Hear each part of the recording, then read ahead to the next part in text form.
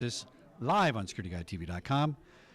My next guest, Mr. Steve Braden, the CSO Center. Now, we're not sure the website exactly, but it's CSO Center. Go to ASISOnline.org and you'll find the CSO Center. And what does the CSO Center do? So the CSO Center is an opportunity, a networking opportunity for the Chief Security Officer for Fortune 500 companies. Okay. Now, we say Chief Security Officer, but nowadays we also have the CISO. So does that also allow the CISO to come in and mingle too? We actually see that role sometimes being shared by the same person. Yes, that's right. And certainly when it is separated, they would be eligible for membership as well. Now, this is so important to me. I was a C-level guy at a couple guard companies. The C people are the decision makers. The C people are the people you have to sell to send the initiative down to make it work. And tell us how the center helps get that done. Because the challenge I've seen is that a lot of C-level guys have my white hair. They're my contemporaries. They're guys that grew up with the police department. Now they're captains or chiefs, right? Kind of a C-level executive. But they didn't quite get the technology.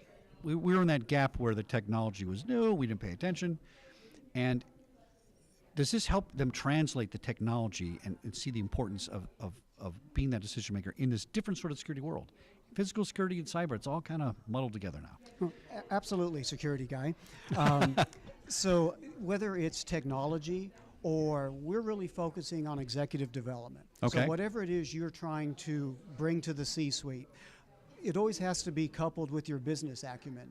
And we have professionals now at the C-suite level, the Chief Security Officer level, that needs to be impactful, influential with the C-suite. And that's what we're helping our senior-most executives do, and we're also most proud of our mission to help develop, to pay back the industry by having an alliance with the young professionals and the women in security. Okay, good. Getting them in front of the C-suite as well. Yeah.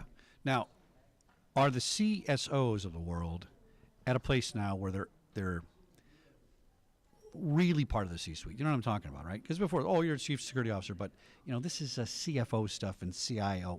We'll call you later. Are they really at the table now making the decisions for the companies as a whole? I believe that we are. Now, of course, to what level may vary with your organization. But more importantly, you have a seat at the table. You understand the planning that's being made and an opportunity to contribute to the safety of the associates.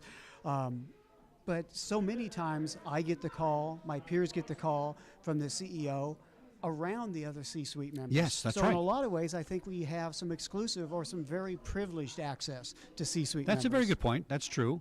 I also find that sometimes that unofficial workaround, right, or that pre-question or that pre-meeting helps bring that initiative back to the other C people that might not understand it. And are you finding that we're also integrating security at the corporate level from the beginning, not as an attachment or appliance or an add-on? We are, again, with the role of Chief Security Officer, something that's been out there for a while, but I think I've seen the emergence really in the last 10 years. It's recognizing that that person, their organization has something to contribute to the safety, to the soundness of the associates. Where are C-level security officers coming from? So many of my peers come from former law enforcement, former military, but I'm seeing an influence, and we're trying to, again, promote this at the CSO Center, of people coming out of the corporate world. They started perhaps as a security officer, or they've come from one of the risk management fields, audit, HR, investigations, and we see that they make very good CSOs as well. We had something interesting happen at the studios years ago where they shifted from the police model and they started going towards the cyber model. And maybe we need an IT guy who can, you know, do the cyber stuff, but then he's also just going to, as a side note, take care of the physical thing. And I find that the cyber guys, no offense, they don't tend to get the people part, right? They get the ones and zeros, but, you know, if you're an ex-cop, law enforcement, you know people, you know how that part moves and works, and that's very, very important. Are we seeing any convergence of these two in some of these C-level positions where a guy's an ex-cop, but he's also a good computer guy, and maybe he handles both roles sometimes? So you do, and I can't tell you how many, you know, which different firms have that model. But in fairness to the IT folks who may not have the people skills, his words, not mine. That's true. I'm a people skills guy that doesn't have the IT skills. Yeah. No, that's true. And when both those people work together, it's fantastic success rate, you know. Yep. How many members? Just shy of 400. Oh, interesting. Okay. And that represents probably all vertical markets in security, I would imagine. Energy, physical, studio, entertainment, all kinds of things, right? That's correct. Yeah. And now, do you have to belong to this? Do you have to have additional membership fees or that kind of thing, or how do you get into that organization? So you start by being a member of ASIS, Right. And then after that, you're either the chief security officer or the designated head of security for your organization. But then it's also important to us to develop the next level security person.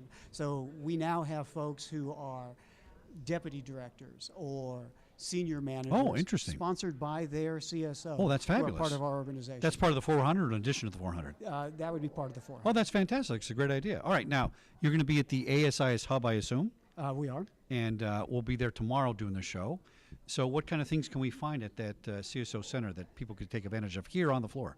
Well, here and at any ASIS event, we have an exclusive business lounge at these events where if you're a CSO member, you can come in and network with other CSOs. We have events for invited guests. Many of the speakers that are here this seminar are available to our guests. Right. This year we will be out on the exhibit floor, so please come visit us there. It's our attempt to market, to show the folks out there that this is the CSO Center. It's not always exclusively out there in that lounge, but you can come interface with us on the floor. Fantastic. And you know it's real when they get the couches. All right, that's the CLO gets the couches. That's the way it goes. Steve Braden, CSO Center at ASISonline.org. Get more information there. And join him tomorrow at the ASIS Hub on the expo floor. And we'll be back after lunch, I think, Sean, right? I think after lunch, we'll be back here at ASIS 2017, SecurityGuideTV.com in Dallas, Texas. Stay tuned for more. Thank you. Thanks, my friend.